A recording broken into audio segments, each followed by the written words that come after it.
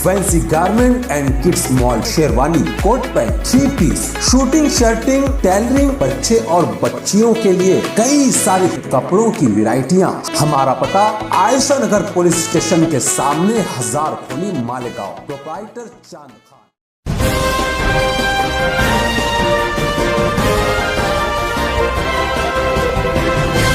मानव समाचार, मानवता के हक में।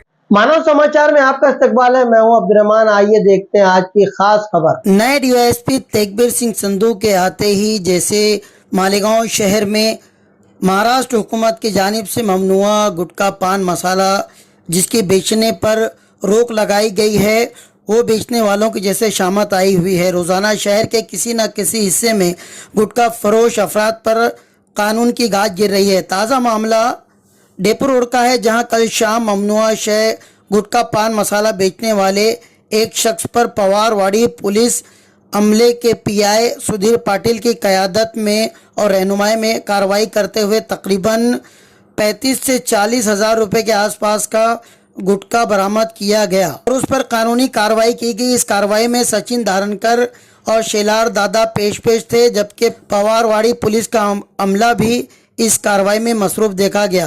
बहरकैफ रोजाना होने वाली कार्रवाई से गुटखा फरोश लोगों में खौफ का माहौल देखा गया है। वहीं इसकी काला बाजारी भी जोरों पर देखी जा रही है। वहीं कुछ लोगों ने इस पर तबसरा करते हुए कहा है कि गुटखा के साथ साथ कुत्ता गोली, गैर कानूनी शराब, गांजा व दीगर नशा और चीज़ों की फरोख्त करने वालों पर पुलिस कब कार्रवाई करेगी, इसका भी इंतजार रहेगा। इस तरह की खबरों के लिए देखते रहिए मानव समाचार। सबसे पहले, सबसे तेज, हमेशा सच के साथ।